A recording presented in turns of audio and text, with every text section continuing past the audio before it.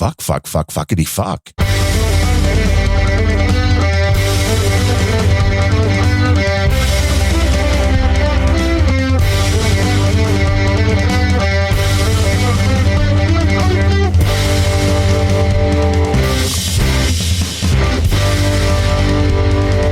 Hello and welcome to episode number 57 of Unrelenting for January 20th, 2023. I am Darren O'Neill. The other voice you will hear comes to you live from somewhere. Is it in Texas? Is it in Russia? We don't know, but it's Sergey Nevtuliev of the Moscow. Nevtuliev's where is the family from? In Moscow. Come on. No, you're not anywhere near Moscow. Where please more Minneapolis Nevtulievs. Is that a little safer?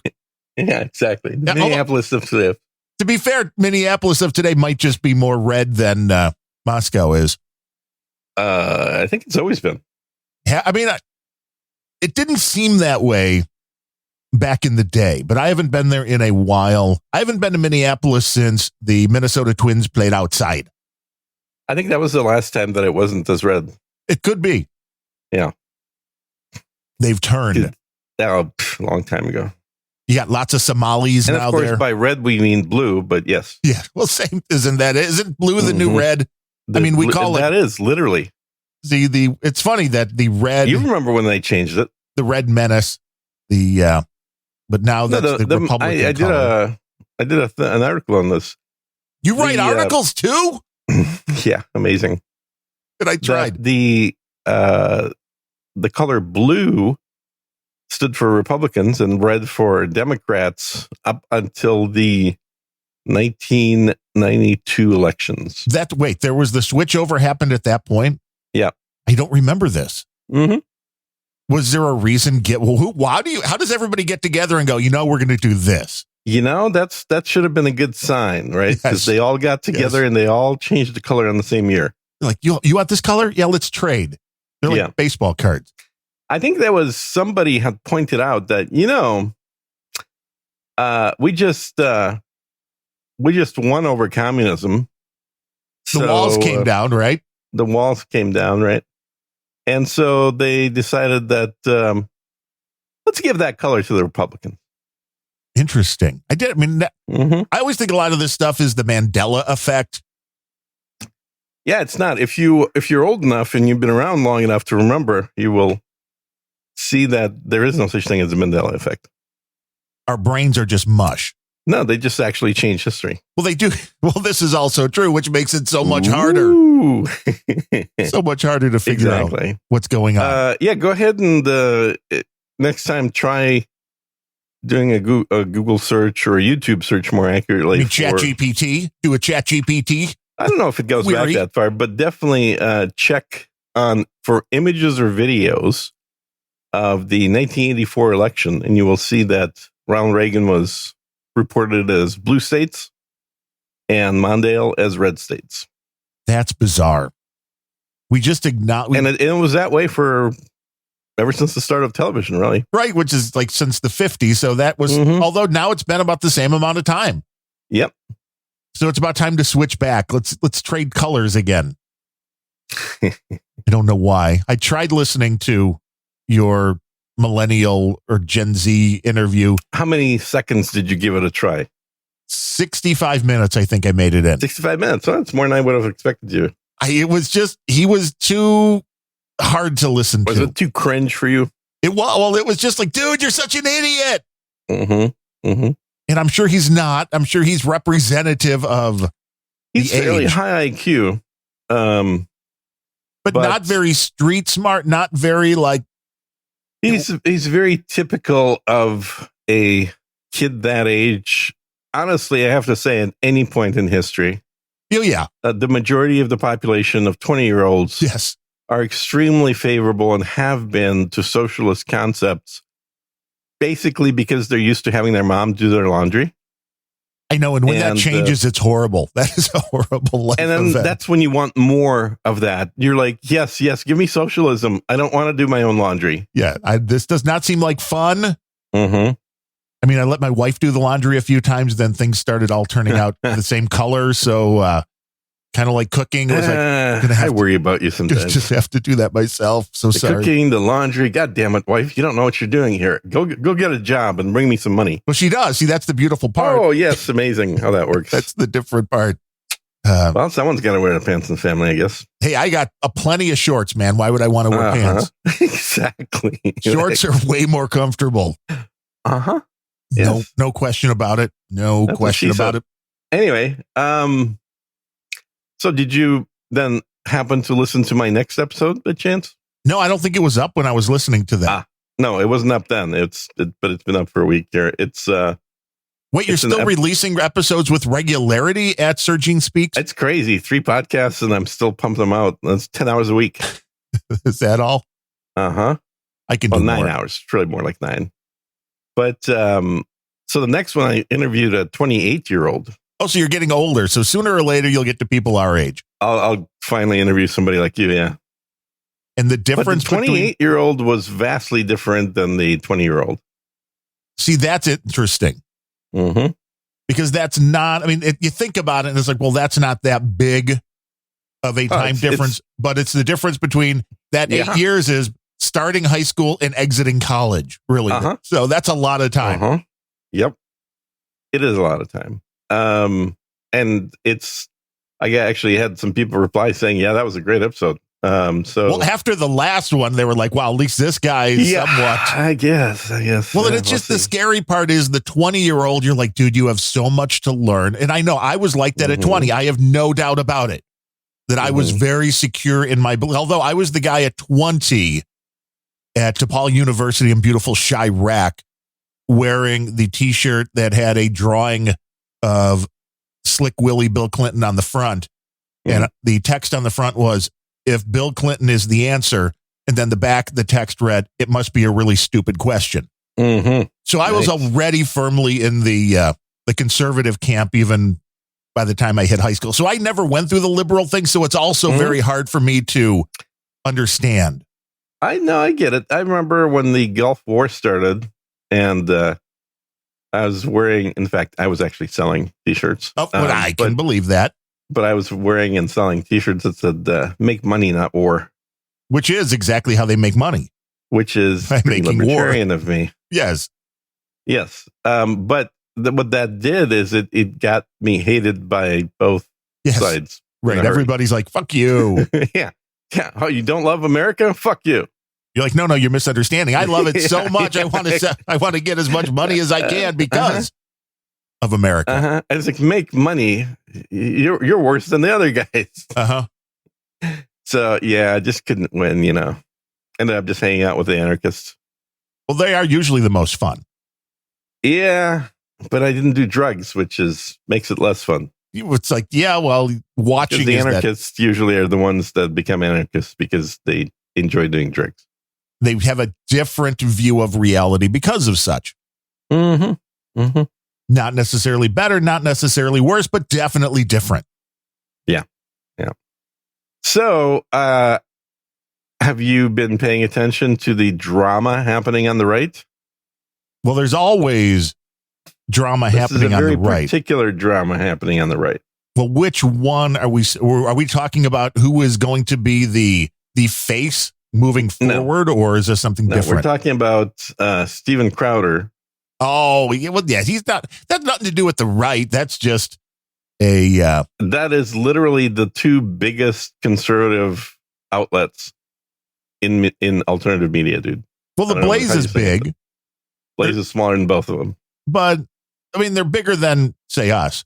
The Blaze has a decent. A decent amount. Well, we're 48th, so we're getting there. We're at 48 people. We're building one person at a time. That's right. And one day when we cross over that 50-person mark, then we'll expect to get 2 donations, not just one. Steven Crowder is very much in the same vein to me as Tim Pool, which is that's because you're an old fart that only watches actual television and not YouTube. Sure. No, I watch YouTube all the time. But no, you watch television on YouTube. I watch television. I watch YouTube on my television. That's even worse, dude. Seriously.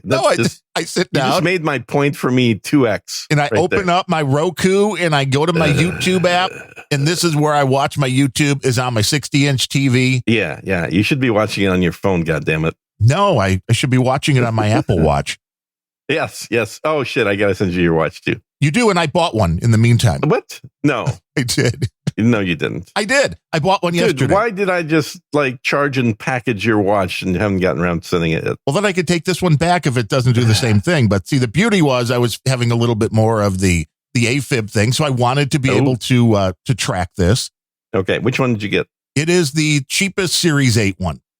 Okay, and yes, so this would be the Series 6, I believe, the one that I got that I can send you. So this one is nice because the way it does the little instantaneous, they call it ECG, very much like an EKG, just less information. Less letters, yes.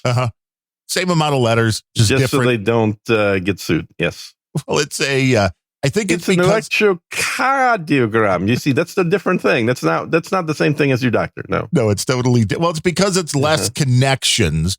Right. So it's a more basic thing, but for what it can do, it is amazing. And I know I'm just catching on to something that's been around for like 10 years. The heart stuff, not quite as much as far as being able to do the little mini EKG thing. But yeah. This is nice because the issue that I've been having is very intermittent, which is, I had this as a kid, and I don't know if it's the same thing good. or not. You don't want it happening all the time. Exactly. But then you can recover from it intermittently. Right. But when you go into the cardiologist's office and they wire you up and go, nope, sinus rhythm, everything's fine. This is the ability to, hey, you're having a little spell, get that data down. And then you can print it out as a PDF and give it to your doctor or send it electronically. I mean, it's a cool concept, if not for the paranoia that all of your health data is now going to get into the wrong hands. I mean, honestly, I think that's the main reason I got an Apple Watch to begin with, is just for that purpose. To have all your data get out there to no, for the occasional EKG, ECG thing. Yes. Well, and it's a beautiful, that was my cardiologist recommended this a couple of years ago. And I'm like, well, I don't know if it's worth, having that just for that. But as you get older and people are dropping dead left and right, you're like, well, maybe this is an important thing to have to, I'm looking at my heart rate variability here. So status is balanced. You wait. If your watch says your status is balanced, we know you need a recalibration. I'm at 23 milliseconds right now, which is right exactly where it should be. 23 milliseconds? What for the heart rate variability? Oh, and what is that? The variability of I was just scrolling through those last night. It's the heart rate variability is the speed with which your heart can ramp up or ramp down your pulse. Ah, interesting. I know my pulse is very slow. Oh, yeah? Well, that's a good thing. How slow? Since starting on the metoprolol or whatever, that beautiful drug that everybody in my family seems to be on. No, everybody in the world uses it. I chow that down every morning. You chow it down. That doesn't seem like you just have a bucket of this stuff and you put your hands into it. But it's been running on and resting probably little under 60 to like 65. That's damn good, dude. That's very good. Yeah. Well, you don't want it to be like 100 or more. I think mine's 104. Well, see, you might die at any minute during. Well, I've been threatening to for a long time. I'll show you. But actually, I have my metoprolol right here to take during the show because I normally take it at about 10:30. So, no, that's the schedule I'm on. But I'm much better at just taking drugs once and not worrying about what time they're supposed to be taken, or if they should be taken with food, or make sure. Really does not make any difference. You just get it into your system. I take so many of them; it's almost like food. I was intrigued. I think I have about 18 different things I take each morning. Well, as long as you know what they are. I used to. Now, wait, where do they come from? Amazon. Oh, okay. So you have one of them pill pack things. Nope. No, it's not. They don't package I have 18 bottles. Really? Okay. So, Amazon, they've got the thing now where they'll just half put of them are prescribed by the doctor. The other half are prescribed by me. But they'll still do that. Amazon will do that. They'll put it in a package that you just then rip open. Oh, they will. But it costs more. And wait, you have so much money. This would be a convenience. It would save you. I have no money. I don't, I'm like, I haven't worked for like a year. Yeah, but you were making like $14 million a week. You're on like the Biden payroll. You don't realize how fast I spend money. That's true. It doesn't matter how much money you make. Yes. It was like the Lisa Marie Presley where they're like, well, she was paying out like $100,000 a month or something. Yeah, who isn't? Everybody listening right now is raising their hand. Like, I'm not doing that. But I like it so far. That's the program. You work for 1 month, you get $100,000. Then you're unemployed the rest of the year. Right. You're off for 11 months and you can podcast and take a vow of poverty, which we certainly have. When on No Agenda yesterday, Dvorak. I heard John complaining about that. Yeah. And it was interesting, the numbers. And I know these things then. 50 donations from 1 million people. It's amazing.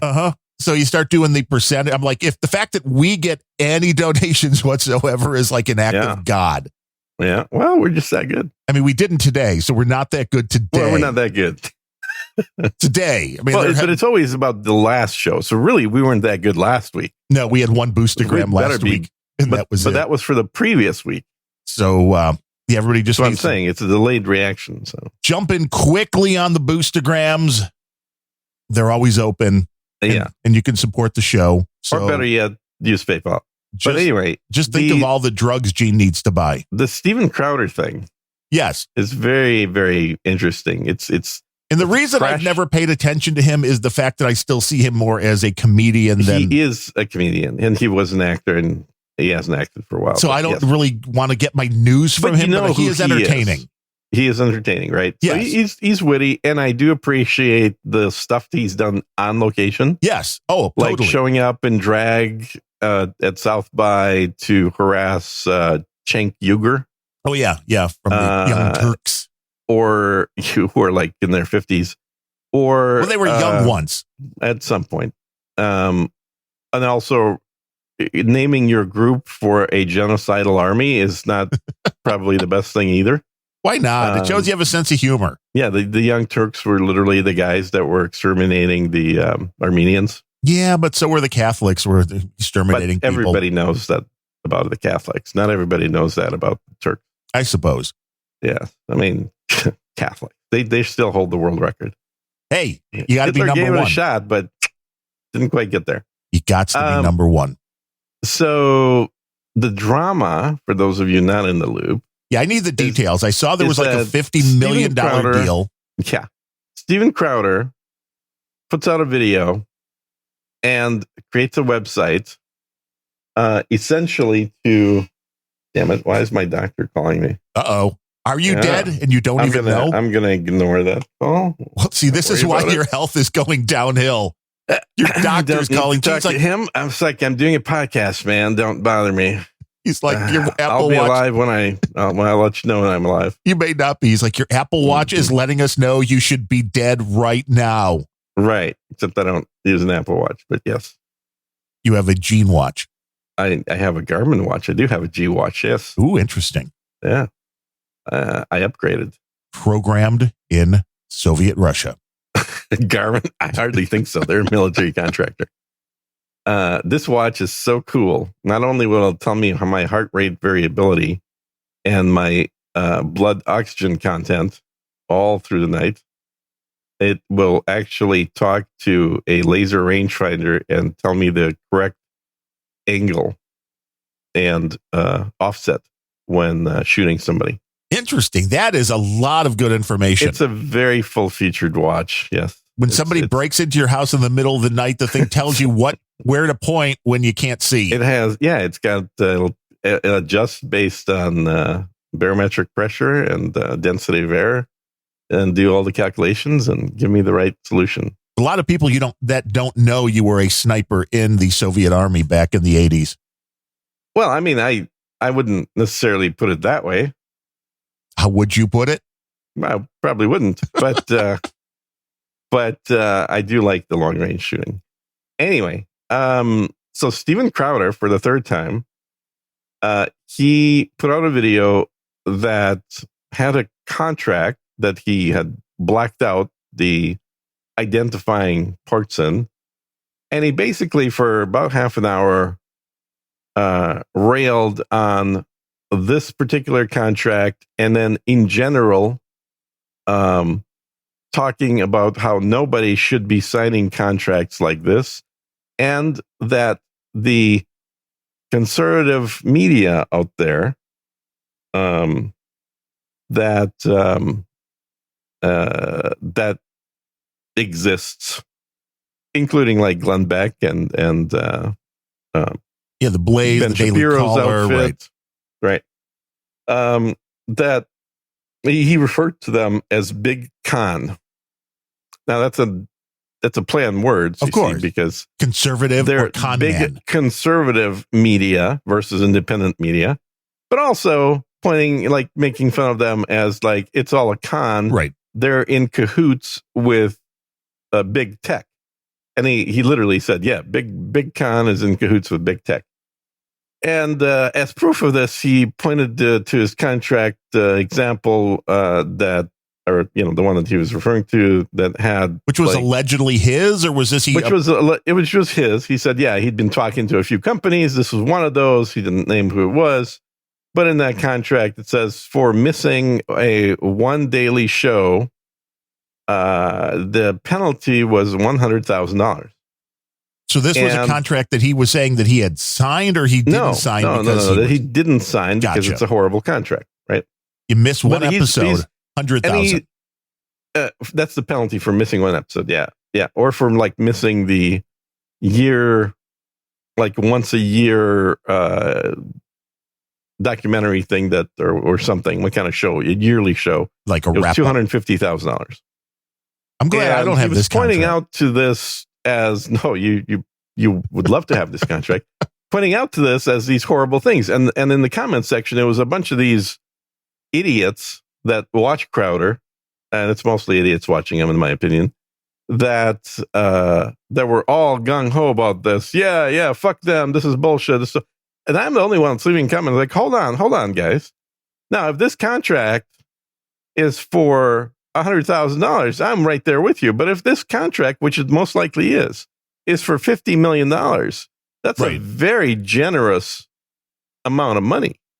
Yes, if that's like $1 million a week, and if you miss one show, if it's 5 shows a week, right, and then, but nobody seemed to understand this concept of percentages.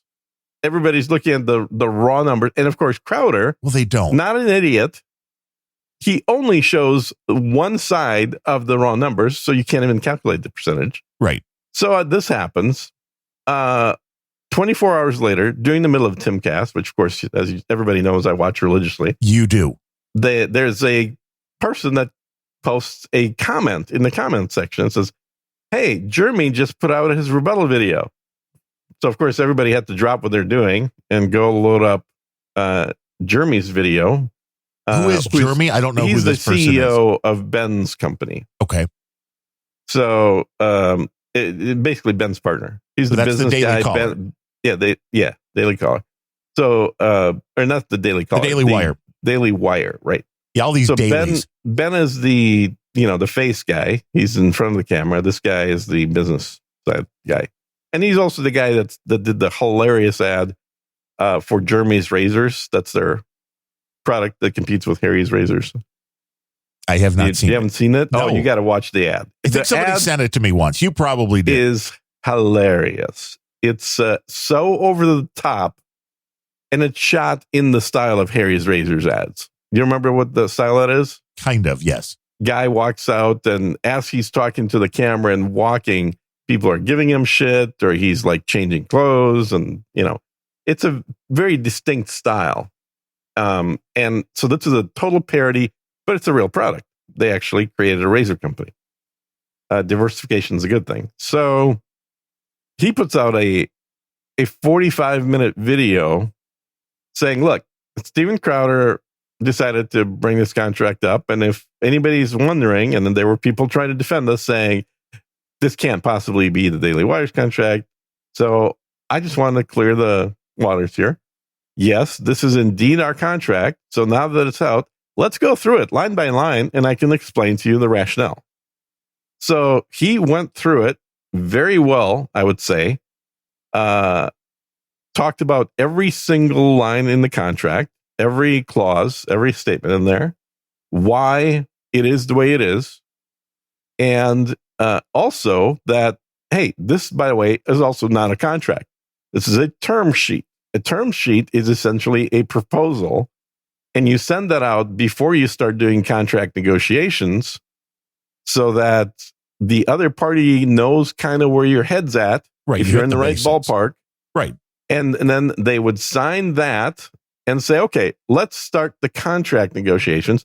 That's where the other side would start pushing on the things that it really didn't like. Right. Here's your starting point. And trading if you don't like things off. Right. It's like, well, we can get rid of this, but I got to then adjust this other thing. Right. We don't like that $100,000 penalty. Right. We want it to be 50. This is the first proposal, if you will, before any negotiations start. So Steven Crowder was kind of just pretending he didn't know that negotiations happen. Crowder referred to it as a contract, not a term sheet, first of all, and it wasn't a contract. Secondly, Crowder, according to Jeremy, never bothered negotiating. He said, this is nowhere near what I'm looking for. You guys need to go out and get a real contract put together. And that was it. Like, eventually he acted like the prima donna that he is. And that, oh my God, how dare you only offer me $50 million? That's ridiculous. And then they came back and said, look, we've thought about it. I don't think we can work together because we can't really afford you if you're way more than that. Right. You're not in the ballpark. Right. And that was that for 2 months. 2 months went by, nothing. And then Crowder reached back out to him, called him again. Just a few days ago, and said, look, this thing is just not sitting right with me. You guys really should put together something in the ballpark of $120 million. Whoa. For what time period are we talking here? One per year, or is that like a 10-year contract? It's a 4-year contract. Okay. 4-year contract. And Jeremy said, yeah, it's really outside of our range. So good luck. Wish you the best. Not going to be with us. And then the next day is when Crowder put out his video. Oh, of course. And so if you just watch the Crowder video and your IQ is under 100, then you're going to say, oh my God, these people are taking advantage of this poor Steve Crowder guy. A Canadian American who really deserves better because he's clearly worth more than Joe Rogan. Right. Well, yeah, if you look at that, I was just doing the math. He's asking for, at that $120 million, $577,000 a week to do a show. Hey, I would do a lot of shows for $577,000 it's actually a lot more than that. It's a lot more than that because the contract was only for 192 shows per year. Oh, damn. Mm-hmm. Because he needs 2 months off. Well, I need at least 3. Paid 2 months off. That's crazy. So at 192 shows per year, he's looking at $120 million over the course of 4 years. So $30 million a year, essentially. $30 million a year to do 192 shows. So $30 million, 192 shows. Mm-hmm. And how long are the shows, to be fair? I don't know, whatever they currently are. Yeah, I don't know if they go an hour or 2 hours. Maybe. That would be 100, and if it's per show, would be 156,000 per show. Right. So now, does that penalty of $100,000 if you miss a show seem okay? Seems great to me. I mean, kind of feels like it should be $156,000 a show penalty, doesn't it? The trolls in the troll room, I have no name, says they're 2-hour shows, so that's $78,000 an hour. Yeah. Yeah. Poor Steven. I would do at least one show a year. Maybe 2. Yeah, I'll show you that. This is the problem. That's exactly what I would be doing. You're like, this is enough money take the for rest me of the year off right. to do podcasts. You're like, this is enough money for me to buy the scotch I want, have steaks every night, and pay for all the drugs that I'm going to need because I'm drinking so much scotch and eating so much steak. So yeah, exactly. If you get to like 4 or 5 shows, you just feel like you're being greedy. I mean, share, So that was one of the items that Steve didn't like. He didn't like. Well, yes, the I have no name of everything. Is pointing out there's a lot of hours of production behind the scenes, but I'm betting he doesn't do it and somebody else is getting paid for that, not out of his salary. Well, no, it is coming out of his salary because so that's all the production comes out of his. Yeah, because he wants that level of control. Got it. Okay. Normally, for all the other people they do, like obviously Ben, but also like Jordan Peterson is on their deal. They don't want to have anything to do with production. They just want to show up, be talent, and leave. I'd love it. Kind of like me. Right. Right. That's all I do here. I'm talent. I show up, I do the show, and I leave. I do the same thing, except I press. I know. Render. I would sometimes occasionally wish you would do a little more production, but whatever. Hey, I render. I make your voice sound as buttery as it can. My voice is super smooth and buttery all the time. Well, we'll start doing shows at midnight and see. Oh no! That's not how that works. No, I get to pick the time, man. That's how it works. Anyway, a little morning glory. So, that's right. So Crowder is bitching about that. He's bitching about the exclusivity stuff. He's bitching about how he doesn't like that whatever content is created during these 4 years is going to stay with them and not revert to him. Oh, so he wants the copyright and control of everything as well. Well, of course, because he's a prima donna. And well, then you run your own damn company. Exactly. And this is the other thing that Jeremy pointed out, which I think is very telling. He said, Steve Crowder is super, he's very popular. He had like, how many? He had, it was something insane. It was like he had 200 and some thousand people watching his live stream during the election, like way more than any TV channel. Oh yeah, he's by far. I think he eclipsed Beck at the Blaze as far as popularity. Totally. And but Jeremy said that you got to remember, Steven's never done this before. He has had 3 different companies that he has essentially worked for/with. And I can't remember the first 2. The third one was Glenn Beck's outfit, the Blaze. And now that he's left the Blaze, he was looking for a Joe Rogan size payout. And so he has no idea about what it actually takes to do this and the costs that are spent on his behalf. The marketing costs, the production costs, post whatever production they do. It's a machine, right? It's not just we get his tape, we hit the play button and make money. And so he's always had just like, and this is part of the reason I don't like his current show format. Like, it's really annoying to me. I probably have the same feeling towards it as you do towards Timcast. I can't watch a bunch of idiots sitting around. Right. It's just not my thing. And, I mean, there may be some good information coming out, but you just don't like the way it's 2 hours to get 10 minutes of good information. Yeah. Now, again, I totally have the opposite reaction to his on location stuff. When I watch those videos of him, feminism is fascism, prove me wrong type videos.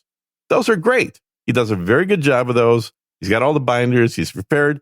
He doesn't attack the college students. He does a good job of, being nice to them, essentially. So those videos are awesome, but those require work. You gotta leave your house. You gotta go somewhere else, like usually to a different city where they don't know you, where they haven't put you're banned from campus, right? No trespassing for you, kind of thing. And so he doesn't do those now that he's married with kids. So not like he used to anyway. And people that have left his show, like Jared, or is that the guy's name? I can't remember the guy's name, but guy. I could not tell you. Yeah, I know. What are the guys? Left his show. I check out at all of this they're under media. contract. They can't compete with him. They've got, he's got his own contracts for his people. They're not getting paid anywhere near what he's getting paid. But he's acting like a prima donna when it comes to, well, I deserve more, I deserve better. Well, it's like, dude, then do your own thing. Yes. They literally said, we can't afford you at the higher price. Good luck. Well, right, because you're pricing yourself out. If you're looking for a contract like that, you're telling yourself, and the rest of the world, that you don't think you could do this on your own, so you're going to somebody else to get the bigger bucks. Yeah, exactly. It's like, dude, and then the simps for him right away are like, this is not even that close to a real offer. Steven Crowder is bringing 300,000 Mug Club subscribers with him when he joined. So that's $10 a month, so $120 times 300,000. Do the math on that. He's got 300,000 subscribers, he said. So he's basically got 36 million, allegedly 36 million in donations coming in from the Mug Club, right? From the Mug Club, yeah. And I'm going to call bullshit on that. Well, if you said 300,000, okay, right, then it is $120 if it's $10 a month. So 36 million, yeah, that's right. Now, granted, is that being processed by somebody that's charging him 10%? So you bring that down a little bit. It doesn't matter. He doesn't have anywhere near that. I guarantee you. And I'm looking here at just know a random how much he has. YouTube, that everybody that tells you what the YouTube channels are. His YouTube channel has 4.5 million subscribers with a daily ad revenue of anywhere between $400 to $3,500 a day. Nothing. Which is, granted, I think his YouTube channel is castrated. That is literally wrong because he is demonetized. He's permanently demonetized. So those numbers don't even mean anything. But if you're just, he gets zero ad revenue from YouTube. Well, they're, again, they don't care if the channel's been demonetized or not. They're guessing that something similar to this is the daily ad revenue that you can make. Right. Which still is nowhere near his, if you want 176,000 per show, and you can make a daily ad revenue of about 3,600, you're not even close. But I think that his point is like, I'm bringing in millions of subscribers with me that are sending money right now. The idea would be, were he to move over to Daily Wire, is to then just tell all your subscribers that instead of subscribing to Mug Club, you subscribe to Daily Wire Plus for the same of $10 a month. And now you not only get me, but you also get Ben and everybody else, Candace, everybody else in that channel. The real question is, what is going to happen to the subscriber base at the Blaze? Well, yeah. The Blaze is definitely going to lose audience here. But how much is the question? Yeah, I don't think they're going to lose 300,000 people. Right. But, But this is how it all adds up, because you're kind of like, this is where the concept that our buddy Adam Curry has said for years, you can't monetize the network. This is basically kind of a further proof of that, which is the concept that one guy coming in is going to bring everybody over. It's like, no. And I don't like doing that kind of stuff. I like the system that Bill O'Reilly uses, which you pay him his money for your. O'Reilly, that's because O'Reilly's not on the network either. Right. But it's you're paying the money and you're getting his content. I hate this shit where it's like you pay the Blaze. I want Glenn Beck, but I feel like whatever I'm paying to the Blaze, I'm like, shit, I'm giving money to Crowder and Ducey and all these other assholes that I don't want to watch. Yeah, and I totally get that, but if everybody's just doing their own thing, then nobody will ever get big. Because you need synergy, you need to have networks in order to get big. You really think that still brings in people, like, because people were fans of Glenn Beck, they found Crowder because he was on their network, and this is it YouTube where this all happens now? It is YouTube's network. So does the smaller networks, does this really matter? I'm not sure if it's the Daily Wire. Here's the thing. The Daily Wire is it's growing faster than everybody else. part of the reason it's growing faster is because they've got the money to pay people. The reason they have the money to pay people is because they're really good at advertising. Now, it's somewhat annoying to hear 5 ad reads per hour. Right. But that's how they're able to pay Jordan Peterson tens of millions of dollars. Well, we come from the different universe where ad reads aren't neat. Well, I'll back that down really quickly because I would say they're not needed. But when you look at what has been happening lately, the ad reads may be needed for a show to make money. Yeah. So the point is that they're still making money. They're still hiring people and they're making movies. They're doing other stuff. So they're not, I wouldn't necessarily say they're like the ultimate example of a perfect network by any stretch. Networks generally fall apart due to personalities. That's been the case for YouTube networks forever. And there have been tons of networks on YouTube where, 2 or 3 or maybe even just one large YouTuber says, I've built up an infrastructure that costs hundreds of thousands or maybe even $1 million to put together. Let's offset that cost by bringing in some smaller YouTubers into my network. And then we'll be sharing resources, including advertising, including you got to hire somebody to go out and sell ads. Now, as a small YouTuber or podcaster, you can't afford to do that. No, as a big one, that makes sense. You can. Right. When you have such a large audience that you're working with advertisers, you can then curate a new, lesser known person and be like, hey, we want some of this ad money to go here. I just saw a number recently here. And I believe it makes sense. It's reasonable that in 2022, Daily Wire spent $7.5 million to advertise shows on their network. Now, $7 million is more than 99.9999% of YouTubers make. Oh yeah, and advertising is and still this is important. how much they're spending on ads. Yes, so they're making more to know their shows exist. Yeah, so it's not like they're saying, "Hey, come work for us. We'll give you half the money you make." They're saying, "Come work for us and become bigger, so that your share is bigger than what you currently make alone. So you could leave in 4 years and we also make a big share." Yeah. But then you can leave in 4 years and make even more money. Right. And they say that too, because that was his other contention is like, if you're a young YouTuber, you're rising, don't sign a contract like this. It's horrible for you. Their point is you're an idiot because that's exactly what you should be doing as a young YouTuber. You get your free notoriety and, you're on the network. No one's ever heard of you except for a handful of college kids. And then by the time you leave in 4 years, you're still young. You do your thing. And now you're able to wait for those multi-million-dollar offers. So even if you're working essentially for, a paltry salary, like $200,000 a year right now, you're still able to capitalize on that when you leave. Right. You'll pay your dues. And you see this all the time in sports where somebody comes up and they have a very small contract, especially like baseball is the one I'm most familiar with, because your original contracts are next to nothing and they come out of the gate and they are super hot. So and they're not making enough money all of a sudden. And that's exactly what he's rallying against. He said this model of Hollywood and sports has to go away. It has to die. This is just, it's unethical. Well, and for people that have already built their own audience, he's right. Right. But nobody is pressuring him to do a deal. And if he truly believes that his donations result in $36 million a year, that means he's over $120 million already for a 4-year deal.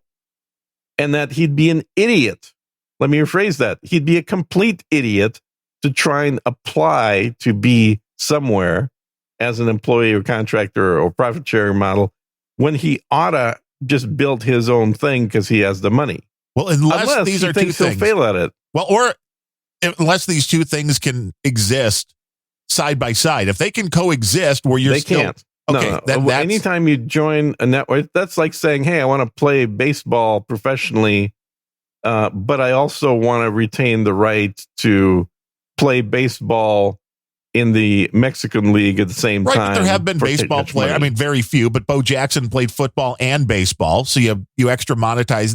That's two different sports. If you want to do, well, yeah, but like Glenn Beck, he's got like 14 different shows with his name. It's possible where it's same. Like, well, I know they're all the same because they're all him. But you could be like, well, I'm signing up for here. You'll get the Glenn Beck show, but the Glenn Beck podcast still goes on, and I can still make money with that. Yeah, you can separate stuff like that out, but obviously that also reduces how much money you're going to get paid from either source. You would think if somebody owns all of you, but if somebody's like, "Hey, we only need 2 shows a week from you for 2 hours each," then you could do whatever you want with the remaining time. Then sure. But that's not going to pay you $120 million over 4 years. Well, if you're Steven Crowder, he sure thinks it might. So there are 2 people that we know of, maybe more that you know, 2 that I can think of that had contracts that were that size or bigger. That's, of course, Howard Stern. Right. And to go to satellite. And then Joe Rogan to go to Spotify. And Crowder thinks he's in that league, clearly. Nobody's in that league anymore. I don't even think Rogan was in that league, but they paid stupid money for him. The Stern thing made sense because satellite radio was really before the internet, before it was easy to do your audio on the internet. And they gave him a channel of 24/7, all his content. Which was a great deal for him. Which is a hell of a deal for him. And it meant no FCC fines, no anything. The problem is, at least in my mind, is it took away the morning guy because I didn't wake up to satellite radio. I had satellite radio in the car. Right. And so the guy I woke up to was the local guy. And then, well, why bother listening to anybody else after that? Yeah, it certainly changed because they were 2 totally different mediums for delivery. Yeah. So now with the internet, if Howard would have gone directly to internet, maybe that would have been less of an issue. He could still have been the morning guy. But that, to me, changed and it became kind of like, raunchy drive time. Because he definitely amped it up after leaving terrestrial radio in terms of raunchiness.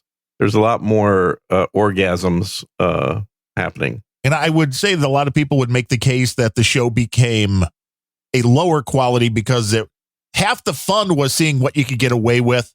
Right. How you could use double entendre, how you could do things. Yeah. And you had a different crew as well, people listening, that is. So, it was definitely different. I think it became more of the show for the 30, 40, 50-year-old guys who remember being in college and listening to Howard Stern. Right. But anyway, neither here nor there. And then, of course, Rogan, he moved in the opposite direction in terms of free speech. He went from being able to say almost anything to having a limited selection of things he can say, but for a lot more money. And that is the question. I mean, was Rogan just unable to make anywhere near that on his own? Yeah, absolutely. So, I mean, he took the money and ran. I get it. Yeah, you know how much it was. I don't know what he was making on his own and how much the bump was to go with Spotify. I mean, Spotify money was crazy, but yeah, it was. People were for a long time saying, "Hey, it's $100 million deal for 3 years." Well, it turned out it was $200 million for 3 years or more. I can't remember if it was 3 or 4. It doesn't really even matter. Like say 50 million a year. Yeah, like 50 million a year, and that's closer to what Crowder wants. Which, I'm sorry. No, because Joe Rogan's appeal is mass appeal, not politics, which means people from every side, love him or hate him. He's got guests on both sides. And a lot of his guests are literally apolitical. There are people talking about sports nutrition. There are people talking about drugs, right? Like recreational drugs. He's got anything that may affect your life. He's got MMA stars. He's got a wide variety of people. He has an interesting interview style, a pretty good one. I've certainly seen better interviewers, but he's pretty good. He's engaging and he knows when to shut up, which is hard. And he knows how to shut up, exactly, which most interviewers just completely don't. By the way, feel free to compliment me about my shutting up when I interviewed that 20-year-old. Dude, I was screaming at the listening. So I know there were some things you were like, no, but that's not the point of an interview. If it wasn't, right. If you were debating him, that would be one thing, but getting his viewpoints down, and there was some stuff that was just so far and out there. I did get into a little more pushback in the second half of that show, and he started backing down a lot of these things and trying to explain his way out of them. Well, because you think you know it, but you don't know the details. No, because it's not that hard to ask a question that he doesn't know. Right. And then all of a sudden, it was like, like, let me show you why you're wrong, and you'll maybe learn something. But I was having fun because I started out at 1.25 speed, and I'm like, oh my God. And then I went to 1.5, and I'm like, let's see what 2.0 sounds like. Oh, baby. There you go. Now I got you going. I did try 3.0 for a brief time, but that was giving me, I think that was going to put me into an AFib because probably 3 is a little too fast. Yeah. 2X you could listen to most things on. If you want to really pay attention, I think 1.5 is about the top. Yes. Yeah. But, if you want to be able to actually absorb what's being said. For audiobooks, if it's just a funny comedic audiobook, I'll usually play the 2X. If I'm like really trying to follow the characters, I'll play it at 1.5X. Rarely do I play anything over 2X, but also rarely do I ever listen to anything at quote unquote normal speed. Right. But with the Crowder thing, the thing I don't understand is once you've reached that certain level, and I was shocked, I tell you, when Taylor Swift, everybody knows I love a little T-Swizzle. And you love a lot of her. Yeah, well, there's a lot to love. When she left her record label deal. Oh, yeah. I remember that. Rather than starting her own label, she went with Universal, with another huge conglomerate, which I still don't necessarily understand. It's like when you are at the top of the music game, and I think she is either the top artist selling right now, or at the very least within the top 5. Oh, please. Rap is outselling every other kind of music by 10 to 1 right now. I don't know about that. Again, streaming has totally changed the whole model and where money is coming from. I don't believe that rap is outselling. I mean, there may be more people listening, but I don't necessarily believe it's outselling. There was and again, this doesn't seem that crazy when you think about the fact that vinyl is a different concept, but vinyl for the last couple of years has outsold CDs. So CDs are finally dying. Like who the hell buys CDs? I haven't bought a CD in 20 years. I've bought the Taylor Swift ones, but just I haven't even opened them because I end up downloading them in FLAC, and then but she released a few at least 4 or 5 different vinyl variations of her last album. And last year, 1 out of every 25. So, and again, 4% doesn't seem that crazy, but 4% of all vinyl sold last year was hers. When you realize how many artists are selling vinyl, that is kind of impressive. I've got the stats. Right now, paid subscriptions represent 80% of the music industry market in the U.S. Which is crazy when you think about that. Because I'm still not sure how they separate all of that. The last stats I remember hearing are, you get like 1/1000th of a penny for every streaming song that an artist, so if you get 1,000 streams, you get a penny. Well, you do on YouTube, you do. I mean, they add up, to be fair, but 3,600 impressions for $1. So it's like, that's not great money. No, podcasting pays more, which is sad. But YouTube has the volume. It does. But I'm not sure why Taylor Swift decided to go with another conglomerate. You would think, knowing what percentage, and to be fair, we all know when we're talking about contracts with Steven Crowder, Taylor Swift didn't get the generic contract. She was probably the one that drew up the contract and gave it to them. She was probably, given that her dad's a lawyer. Yeah, well, I think that she was smart enough, unlike Crowder, to hand off negotiations and not get emotionally involved. Right. And just know that the people working for her are going to get her the best possible deal. Yes. And it's kind of like being Aaron Judge, the superstar in baseball right now. I don't know who that is. He's the guy that broke the home run record last year. It was big news. When the ball that you hit the record tying home run sells for over $1 million, you know that your contract's going to be pretty big. Right. And he just, again, didn't let emotion because he's a Yankee player. They ended up coming in with the highest offer, but other people came in with a lot of money. Mm-hmm. And you're right. You have to take the emotion out of it. Yeah, you can't get emotional about this stuff. And when you are number one, I don't know where Steven Crowder comes on this list. The only thing that I know for a fact he was number one on, he's had the biggest audience during the elections live streaming. That I do know. And it's like, what are you bringing into the company that's going to pay you? Right. There's nothing wrong with thinking you're undervalued and going off and doing your own thing. God knows I did that when I was in my 20s. You're still working for a consulting company. Well, I'm doing it now because I'm unhireable. But back then, I was working for a consulting company. Unhireable. Yeah. The unrelenting episode on Unhireable. But I was working for a consulting firm, and I was like, I'm doing the math in my head. I know how much I'm charging clients. I know how much I'm getting paid, and they're getting like 2/3. I'm getting a third. I'm like, well, this is bullshit. This is a screw and a half. So what am I going to do? I'm going to leave them, start my own business, and go off and get my own clients. And most people undervalue themselves. Yes. Well, or over, I would say. Well, one or the other. What you realize is that this sounds great in principle, but that 2/3 that they were taking, which was excessive for sure, but it's not like that money was just going in as profit. Like they were paying a sales guy to sell me, right? They were paying administrative people to do all the books and track all the expenses and all the crap, and to keep reminding me because I was perpetually late on getting expense reports in.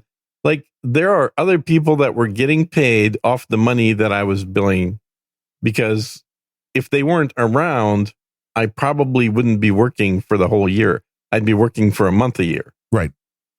So it's you have to remember that the person that you think is the bad guy rarely is the bad guy. He's usually the slightly worse guy.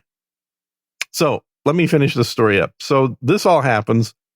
Jeremy's video drops and refutes pretty much everything, as far as I'm concerned, the Crowder is doing, and points out a few things like Crowder has always worked for somebody. He doesn't understand what it takes to run a company.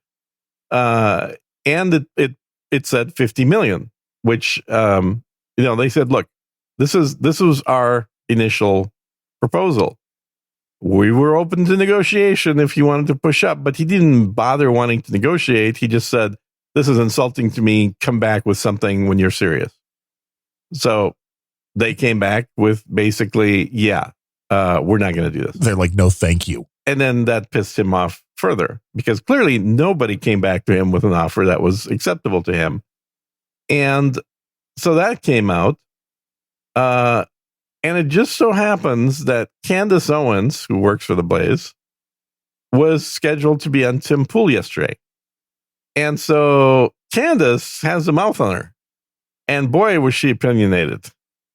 And she just called out that big old white boy like there's, there's no tomorrow here. She was saying that effectively he was pointing out at how stupid all the other people working for Daily Wire were for taking such horrible offers, even though they were all for much less money than what he was asking for.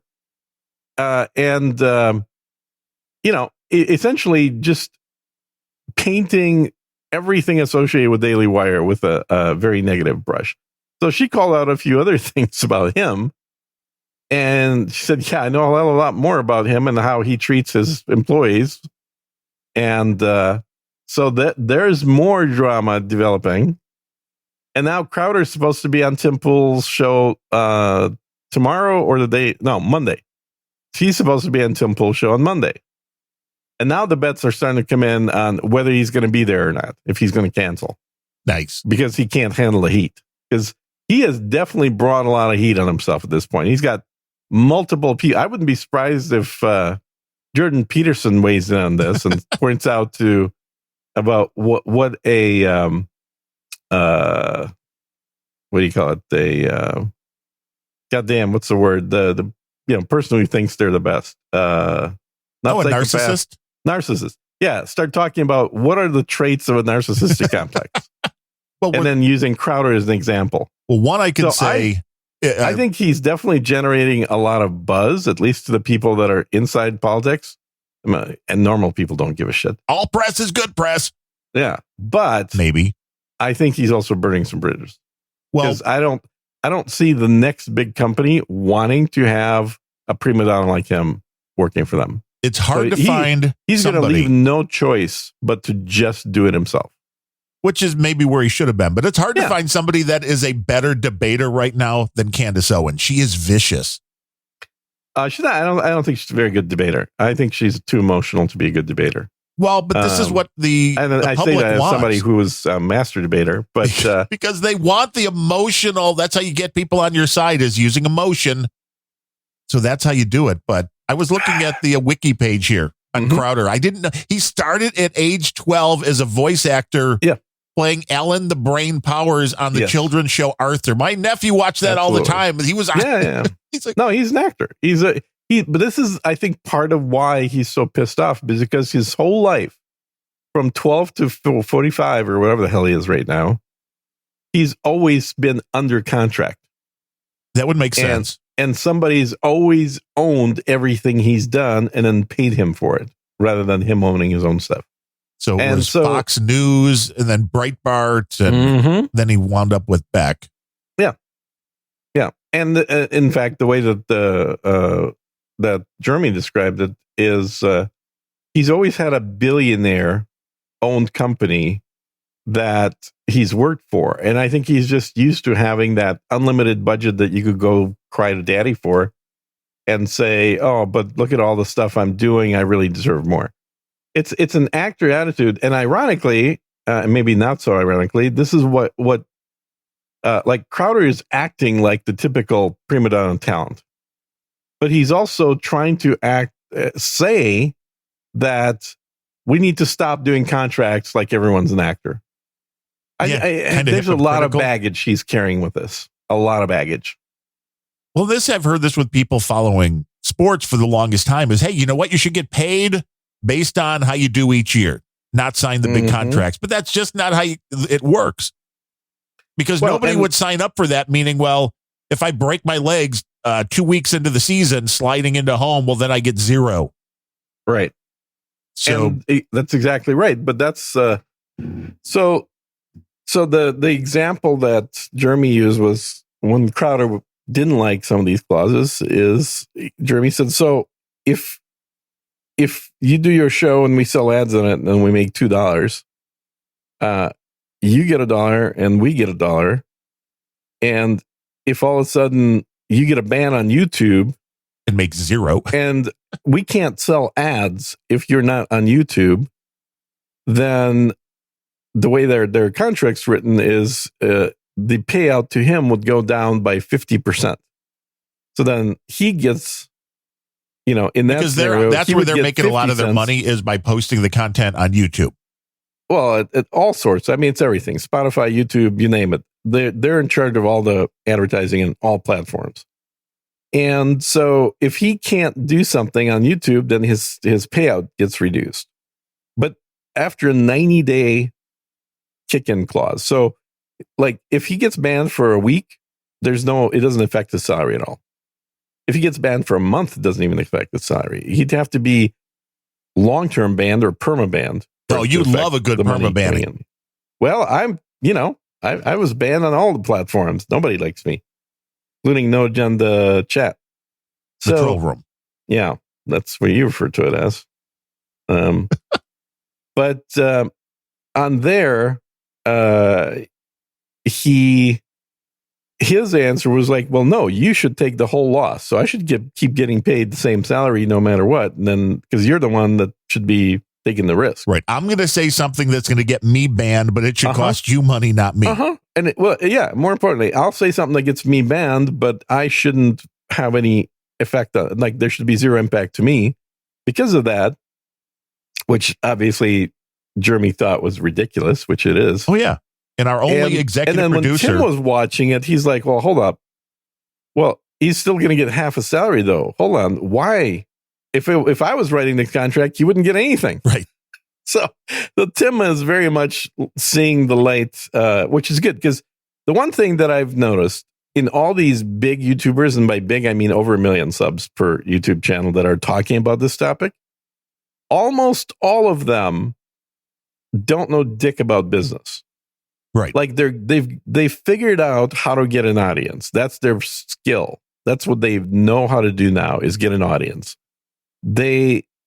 Some of them might even know how to maintain an audience, but what they all aren't good at, Tim included, is business. Now, Tim is learning business because he wants to be the CEO and the face of the company. He doesn't have a professional CEO working for him. Ben does have a professional CEO, and that's Jeremy. And, Tim is at least intelligent enough to recognize and admit that there's a ton of stuff that Jeremy knows how to do in business that Tim's going to make mistakes on before he learns. But a lot of these people just don't see that. They don't understand. They're like, they're big dogs in terms of conservative political media, but they have tiny companies. Right.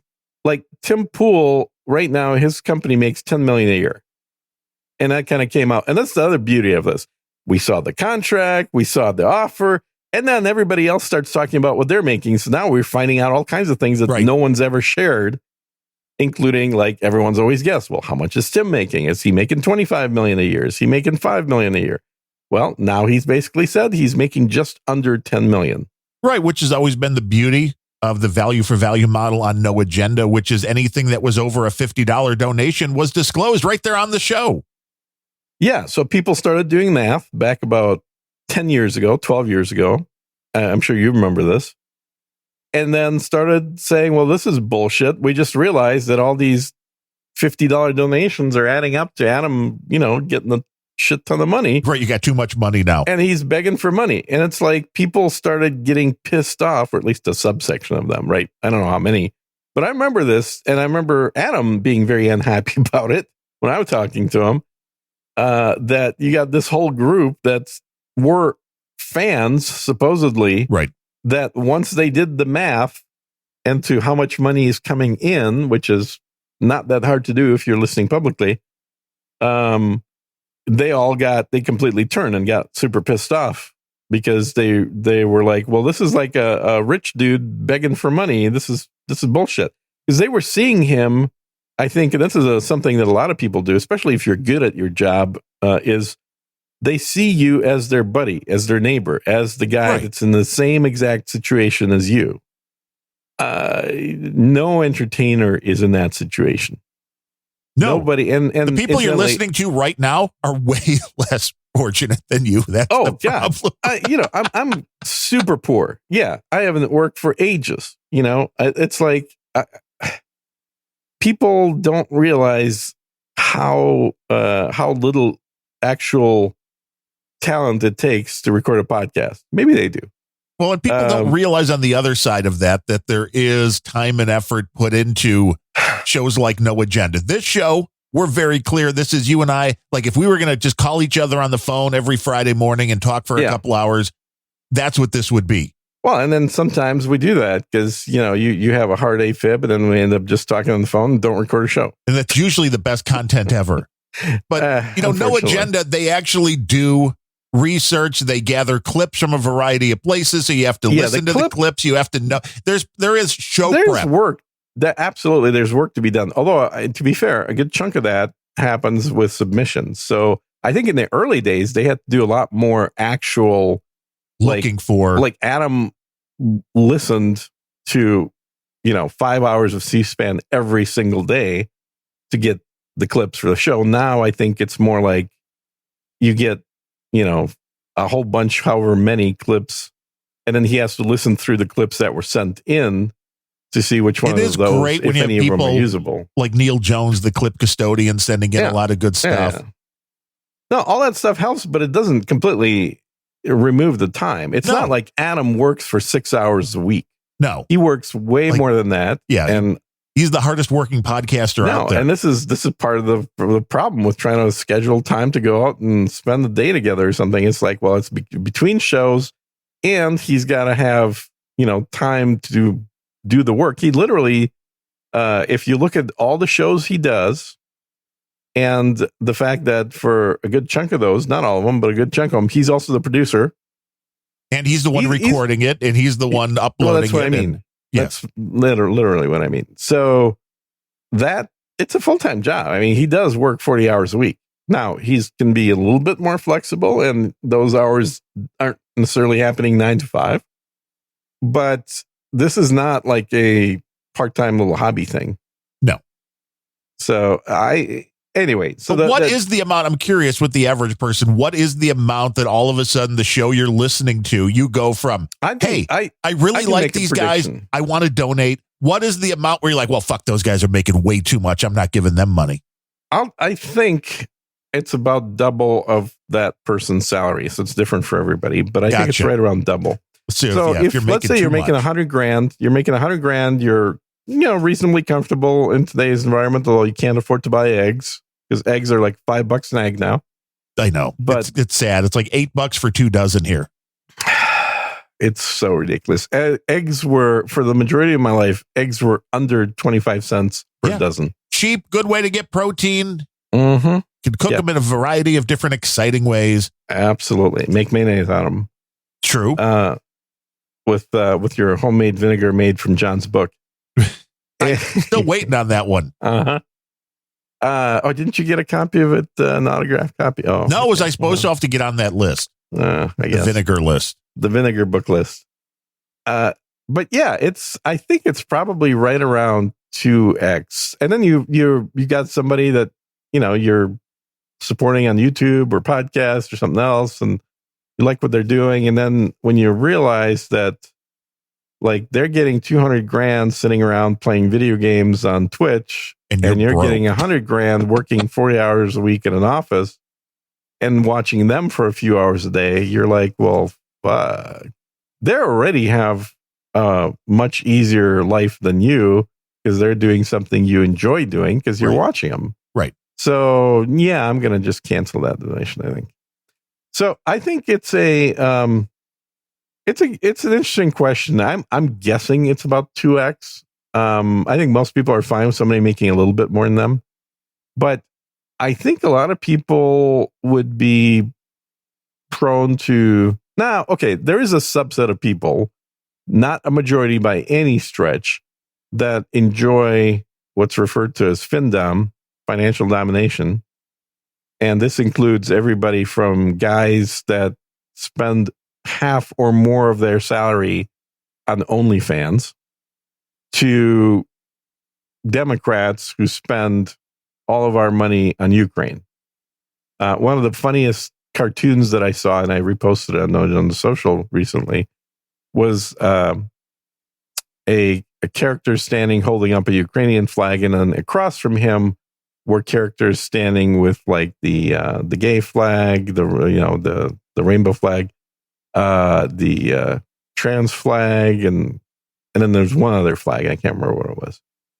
And then they ask him, they're like, "Oh, I'm trans," and this one's like, "I'm gay," and then, "What are you?" And the Ukrainian holding flag character says, "Oh, I'm FinDom. I'm doing the same thing as mistresses do to their clients to the U.S., which is making the U.S. spend its money for no apparent reason, other than, I guess, attraction. I don't know. Because you want that money. Well, yeah, you want that money, but the way that it works is your ideal pairing is somebody that knows how to act dominant to get money from somebody who enjoys being dominated. True. And that's the situation we find ourselves with in the United States, which most people would think would be the dominant one, but they would be wrong.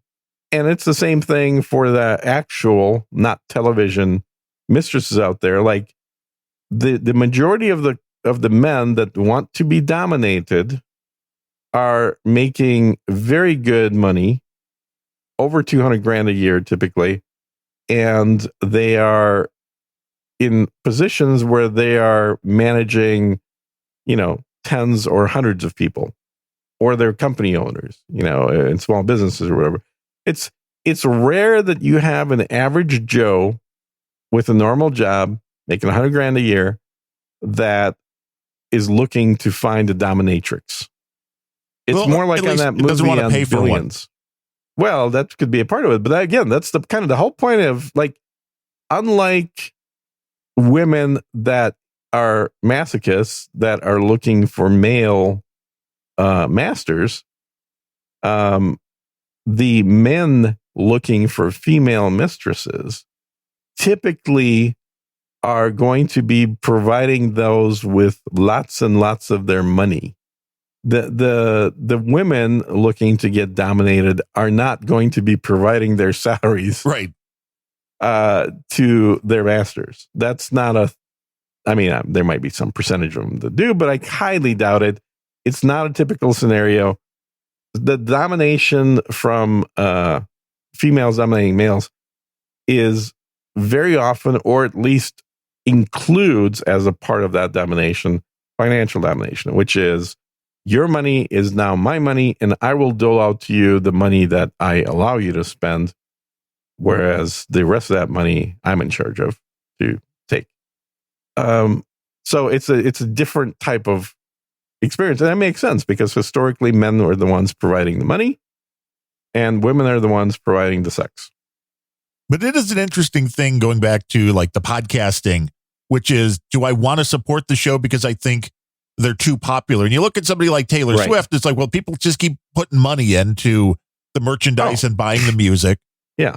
You're like, well, she's a multi-millionaire closing in probably on a billionaire when it comes down to it. Mm-hmm. So it's like, why, if you enjoy it comes down to, I guess, maybe knowing that if I stop paying, they're still going to be making enough money to do the show and I'll still get the show. But well, I think the value for value little saying is a good, it's very accurate, because the difference between, and because remember, Adam always said, don't ever call it tips or don't call it tip jar, because tips is something that you do because it's customary to some extent, and because you know that without the tips, the person's making less than minimum wage. Which podcasters literally are making zero. Yeah, most podcasters are. But not all podcasters, and certainly the No Agenda podcast is not making minimum wage. And so if you just say, well, tip us, well, I think a lot more people will be of the mindset that's like, well, no, you already are, all the other tables tipped you very well, so I don't need to tip you. Or I'm not going to tip you a whole lot because you don't look like you really need the money. Right. But when you say value for value, what you're saying is it's more like shareware. You remember shareware software back from the day? Yes, you can use it. I'm sure it does in some aspect. Mm-hmm. Use it as much as you want. Every now and then it reminds you that there's real life people writing the software. Yep. That could use some money to keep writing the software. Yeah, and it occasionally will prompt you for a donation, but that's about it. And then if it's something you genuinely use, you should start getting a little guilty about using it for free, and you probably should send them some money. See, but they go to, well, there's a lot of people that are doing the same kind of shows on YouTube who just get paid by advertising, so I don't have to pay at all. I'll just go watch them. Exactly. Or be like the guy that did the math like me and say, okay, it's $12 a month for YouTube and no ads at all. And that saves me about 20% of time. Yes. Because I'm not watching ads. And that's way cheaper than it would be if I was actually, subscribed to each of these shows directly. So paying for YouTube actually makes a lot of sense. Although I heard they're raising their prices. I don't know. I'll have to do some digging. Those bastards. Guy I talked to said they're going to raise their prices quite a bit. Well, it'll be a question of whether they grandfather you in at the $12 or whatever it is for how long. Maybe. We'll see. You could pay them up front, but it makes for sense. A year of advertising free experience. Yeah. And even if you watch just a few YouTube videos like me, it's worth the $12. Probably. Yeah. I don't know if it would be worth $20. Although the question is, would they make more money off of me if they could show me ads? And I would say no, because I would stop watching most. Well, maybe. And as other people have pointed out in the troll room before, you can go to GitHub or wherever it is for the various YouTube downloaders and then just download the video and watch if them. You want to work instead of watch, then yes, by all means, install software that makes you work. You could automate that to where it's grab the link and just grab it. Mm-hmm. It's one button. That's how there's it still work. I have that installed. I will download videos occasionally. It's still fucking work. You have an interesting view on what is work and what is not. One extra click of the mouse is work. Is doing nothing. That's called not work. When you have to do something, then you better be getting paid for it. You see why I have a problem working with talent like Gene? It's like, you want me to click the mouse? Are you serious? You want me to click the goddamn mouse? I don't have time for that. I don't got time for this. Mm-hmm. No, I know. And you see why both of us don't have jobs right yes. we always ace the interviews coming in. Exactly. What kind of a work ethic would you say you have, Mr. Nevtuliev? I don't like to work. I mean, I'm honest, so I guess you're like the guy in Office Space.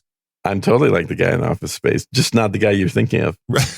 Well, you think you're the Lumbergh, you're the boss, right? No, not at all. No, you're not the hero. I'm a Bob. A Bob. Who was Bob? The two Bobs. The two Bobs.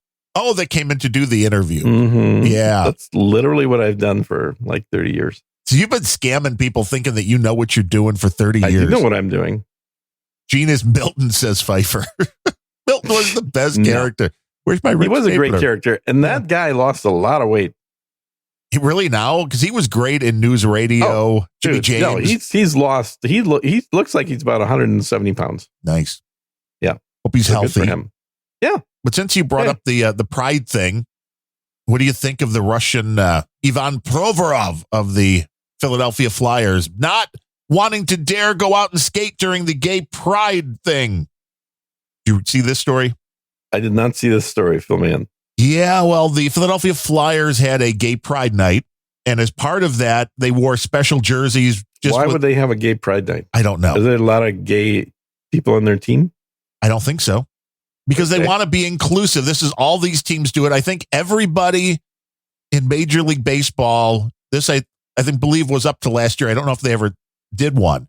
The only team in Major League Baseball to not have done any kind of gay pride night was the Texas Rangers. And God bless them. Because, the only thing in Texas is queers and steers. That's right. So you would think if the steers must be showing up then for the ball games. Uh-huh. But it's like, I don't know why you want to bring this into anything. How many gay people play hockey? I don't know. How many gay people do? And that's not really the point. It's like when you start having special nights for any one little group, then you have to have it. You should have straight fucking night then too. That should be stupid. It's just stupid. Yes. It's pandering.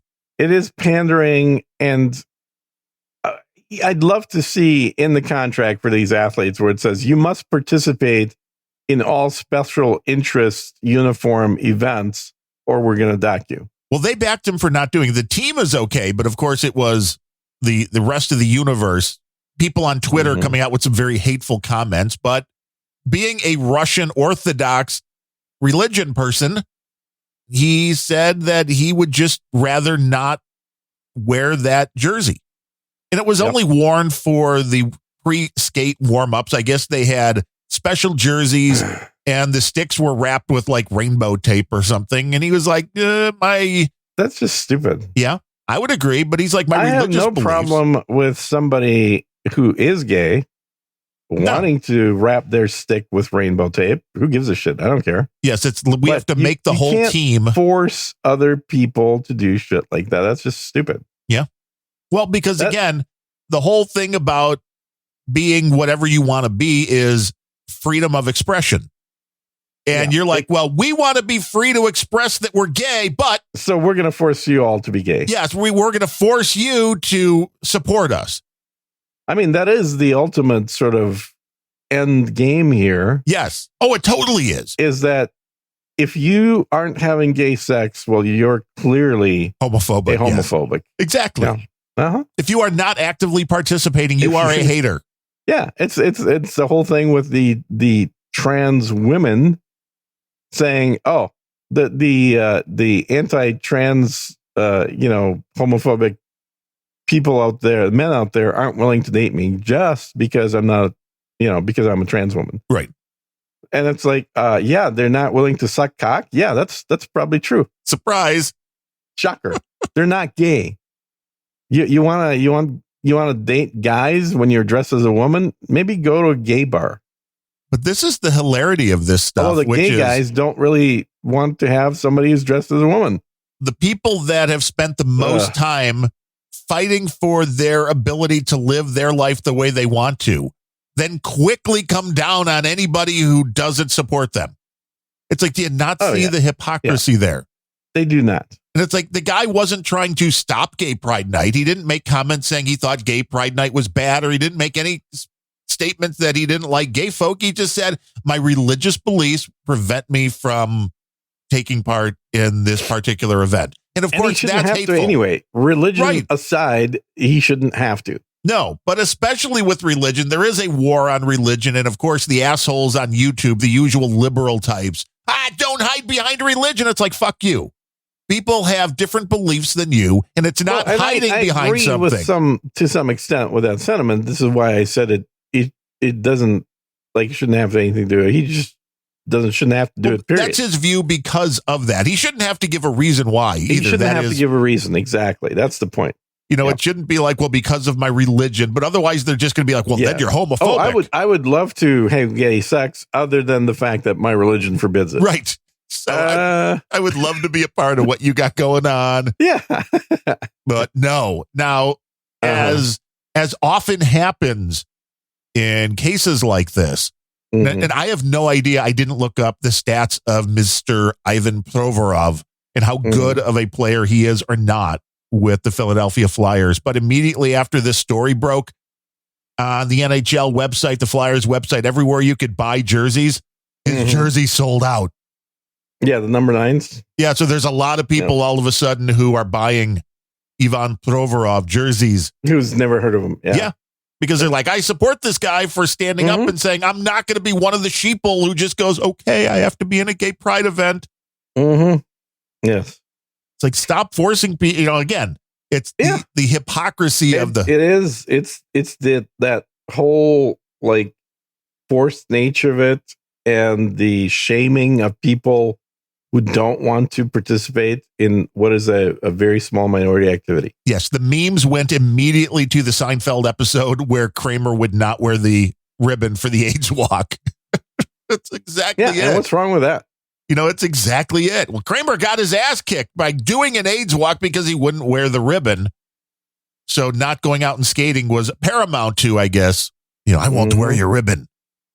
But people are just such small-minded douchebags. Can I have one co-host that doesn't use that voice? Which voice? The one you just did? I did a voice? Yeah. What was it? I don't even remember now. You did a very angry voice. Oh, I'm very mad. Was that like CSB mixed with something? Yeah, like both of you guys constantly are doing that shit. Darren, why are you still doing Russian apologist website? He's bad. And I know, but that's why I do it. I like to open myself up to different ideas, find out new things. How long do you think it's going to be until the people that have been drinking the Kool-Aid here for a long time finally give up the ghost and realize that I was right? When more data comes out, but people... No, like how many years after the end of the war is it going to be before people realize I was right? Well, it's hard to say because confirmation bias leads a lot of people to put their head in the sand and will never admit. I mean, there's still people who won't admit that there are problems with the mRNA vaccines, and I think that's very clear. Yeah, that's beyond, I think, beyond, science. It's science. It's, right. Now we have more reports saying that there are problems. I mean, to be fair, then there are other people who don't count the virus as killing anybody, which I also don't think is true. So there's, on both sides, Well, that's actually a technically correct statement, scientifically.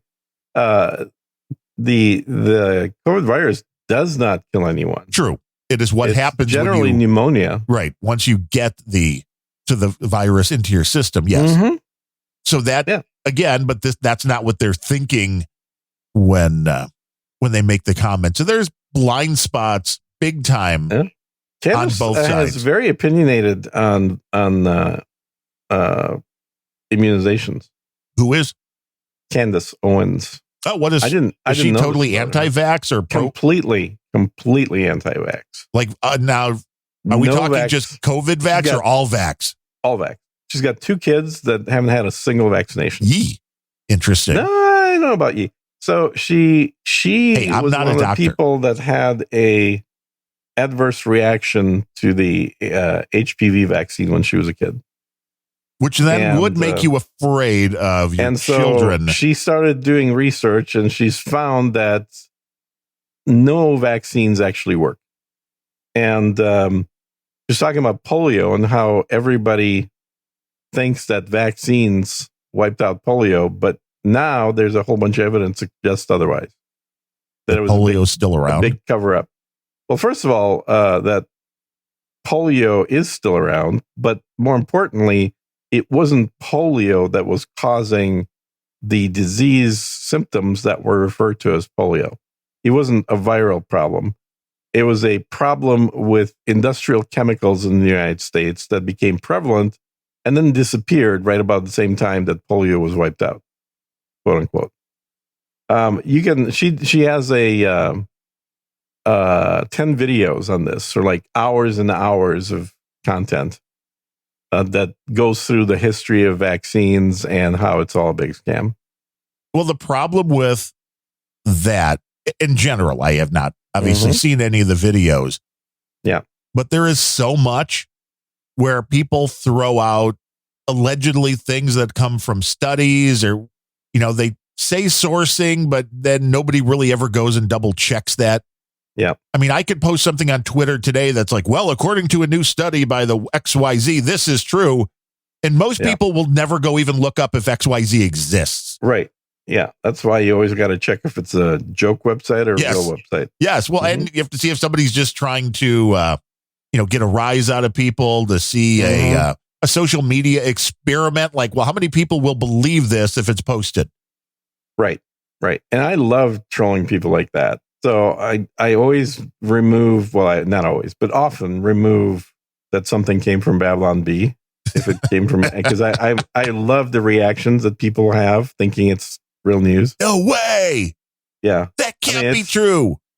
Wait, are the ones that worry you? It's usually more like, I've always said that's right. Exactly right. Those are the ones that really, that you have to mark them on a list they would definitely be fun at parties.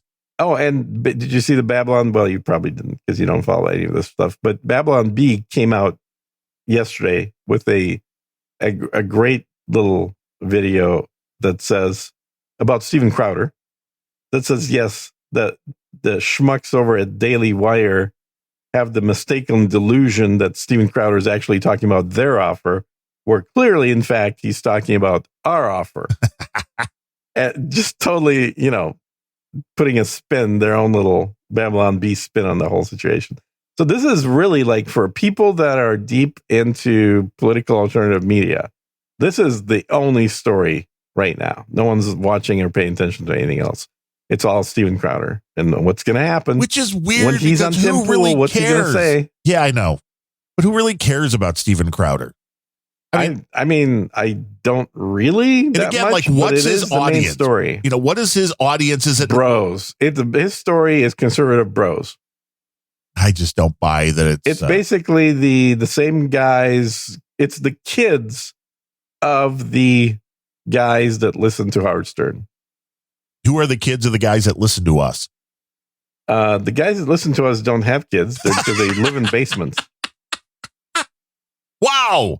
See, now I understand why they don't support us, because I'm just telling you, that's our audience. Yeah, you should do some audience marketing and segmentation. Shots fired. Shots fired. Yeah. How many of you have actually had sex with women? And all of a sudden we get a lot of women responding like, well, we have. Yeah, good luck on that. Good luck. If you're an actual woman listening to this show, make a donation right now of at least $10. We'll know you're being honest. If you're a guy pretending to be a woman, make a donation of at least $15. Wait, we're being catfish now? And how do people still fall for catfishing? This is another question that I'd like to delve into at some point. Hey, if there's a $15 attached to it, we'll fall for it. Well, no, we'll take your money. I'm not necessarily saying I'm going to fall for it. But you see these kind of stories all the time. And there was a show, I think it was on MTV, long after music was gone, about people that have been catfished online. And it's like, oh, yeah. How? How does this happen?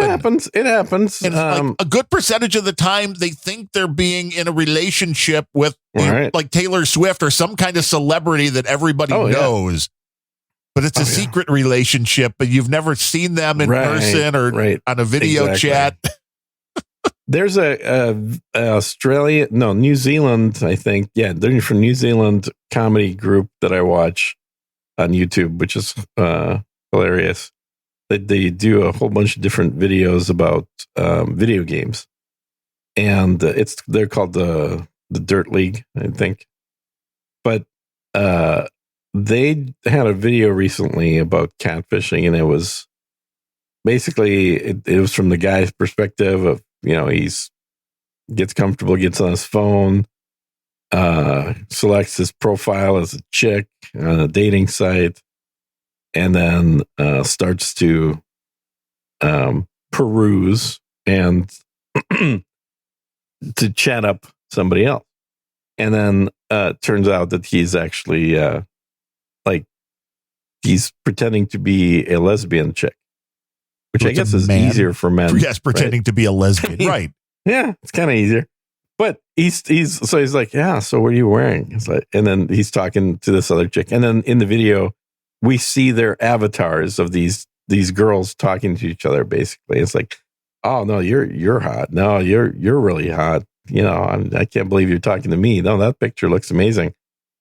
And then after about 2/3 of the way through the video, you flip over to another dude that is actually catfishing on the other side. Yes. Also as a lesbian. So it's two guys that are pretending to be girls talking to who they think are girls, pretending to be girls that are guys.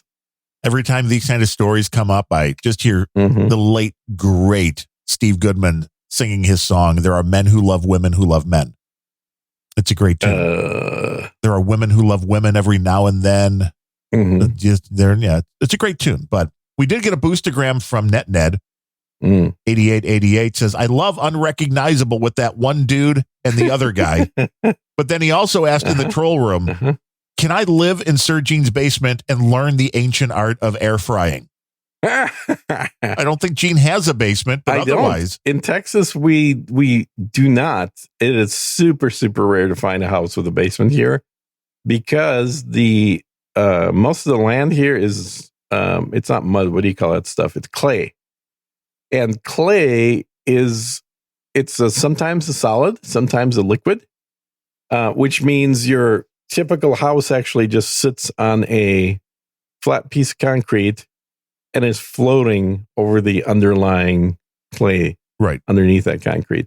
And you hope it doesn't just if you put a basement in, unless you've got like bedrock there or something, but if you put a basement in, your walls are going to start caving in after a few years because the ground will shift underneath you. That is no good. You do not want that. No. And I grew up with basements, so I like the idea of there being a basement. Adds one more level to a house that, and it stays nice and cool in the summer. It stays cool in the summer, which would be great here, you would think. Except for the whole house crumbling on top of you. Mm-hmm. But you have tree houses. Maybe you can put NetNed in a tree house, something like that. Tree house, yes.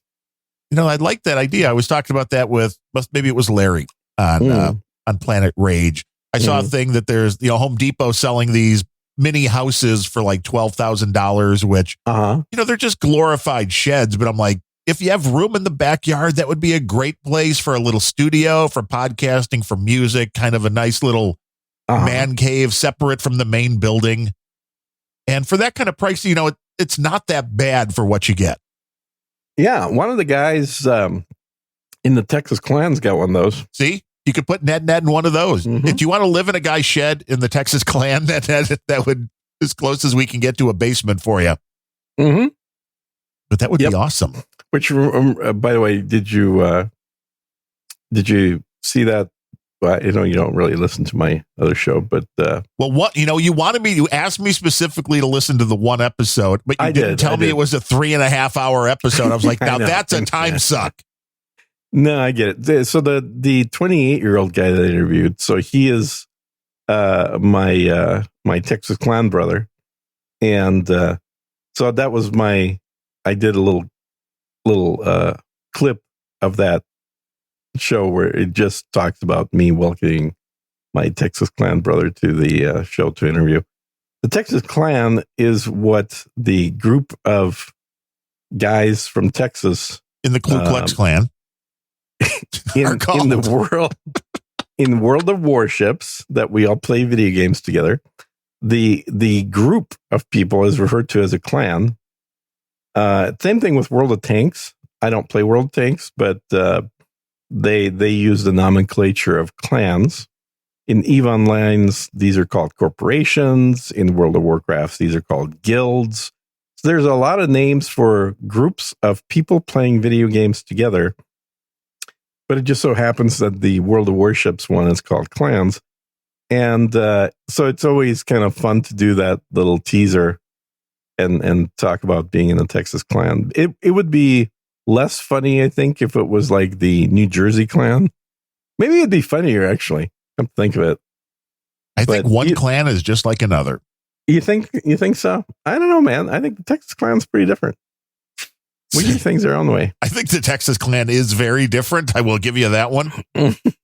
So many choices for a cold opener this show, let me tell you. Right? And that's what I was going to use it as a cold opener. Then I figured, well, that involves editing, so I decided not to do it. If I remember to hit a mark during the recording, it makes it a lot easier to find. Well, too bad that Clean Feed doesn't have marks. And I saw on unlike Zencaster, while watching the Bandrew Says podcast, love his reviews, love his podcast, and he covers all the social media stuff. And YouTube's new terms of service say, "Oh yeah, everyone's bitching about him." Yeah. Right? If you swear within the first 8 seconds, right, you have that video 100% demonetized. Yeah.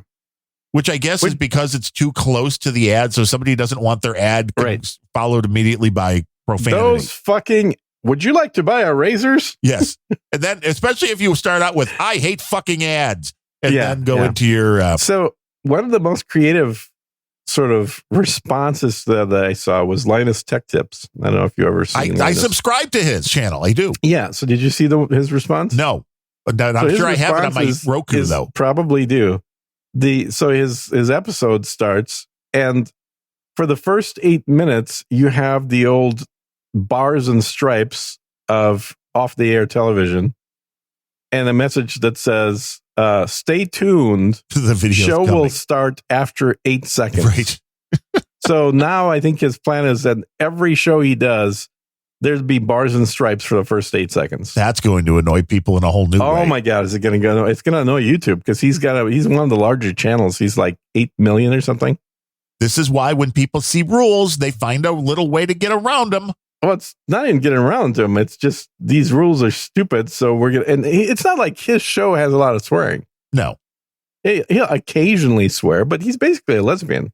And I get it. I mean, it's all advertiser based. They don't want their ads too close to bad content. I mean, I'm just glad it wasn't, if you swear anywhere in the show, then we're going to demonetize it. But now they're using automated voice to speech. Right. And if you have what they refer to as a very non-specific number, a excessive amount of swearing, your show will not be promoted, and it's going to be automatically put on the 18 plus. Fuckity fuck. Yeah, like this show, luckily, is all ages show according to Apple. So it has no swearing whatsoever, which is nice because that's what people want to be able to listen to, is no swearing in their podcasts. The thing that was most surprising about these changes were that they no longer consider hell and damn to be profanity. I'm like, wait, up till this point you did? Well, it's hardly a profanity when it's the existence you're living in. The hell, right? This is, or... we've all been damned to hell at this point, so This is the timeline. That's the one. It's like, what year are we living in that damn is considered a swear word when we all know what else goes is a lot worse. I mean, I guess maybe that's the point, that we're just making more room for other worse profanities. I don't know. I think they could have just solved it by saying fuck is not a swear word anymore. Yeah. And I'd be like, oh, well, shit. I guess I'm not going to use that word. It makes it less cool if you can say it. I mean, if it's not a swear word, why would you use it? Exactly. It doesn't mean anything. I don't understand. But I mean, I get it. It's all advertisers obviously complained, because I don't see YouTube otherwise trying to make themselves less money. Because that's the other funny thing, and Bandrew pointed that out, is, do you think YouTube made a policy that was going to demonetize a bunch of videos because then they can't run ads, so then they're not making any money on them either? Right. Yeah, exactly. It all makes sense.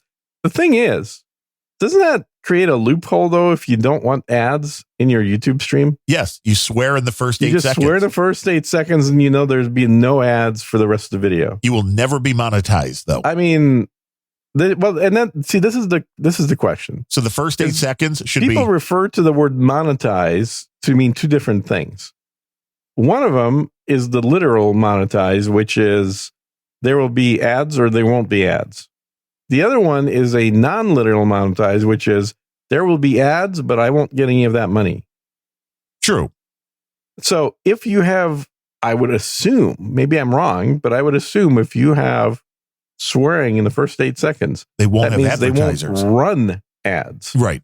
Which is what I want. I want videos with no ads. That isn't like for free. Isn't that the ultimate deal? You're getting your video hosted for and free. Played with no advertising for free. Yes. That's a win-win. So you just have the same. And then you ask for value as a part of that video. And you do your version of the George Carlin bit in the first 8 seconds of every video. Yes. Or you just do the George Carlin bit and then get a copyright strike as well. Right. Because it's not monetized anyway. Right. Well, I'm sure his estate owns that. Right. No, but I'm just saying that you're not going to make money on the video from YouTube anyway. So you may as well. Yeah. Yeah. I mean, you don't want to lose your channel. Remove the video. Yeah. Right. Because you're right. Because a copyright strike generally, not always, but generally just simply means a redirection of the advertising revenue. Well, you're not going to have any advertising revenue, so who gives a shit? Right. If you use the wrong song, that's what happens, is any money that video was going to make now goes to the estate of Prince or whoever. If you play Prince in the background. Was it 8 words or 10 words or? I'm just saying if you use 7 music. Words, 7 dirty words. It was George Carlin, 7 dirty words. That's what it was. 40 years ago, he did that. No, more than 50 fucking years ago, he did that. Yeah. Still holds up. Damn. So you just start your video with, there will be no fucking ads. I'll be like, oh. I mean, that's just a, yes, shit, piss, fuck, cunt, cocksucker, motherfucker, and tits.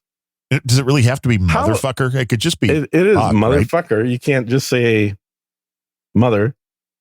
No, you can say mother. That's okay. Why is tits a swear word? That's not a swear word. How's tits a swear word? Maybe then it was. Wait, how's cunt a swear word? In certain areas, that's one of the worst.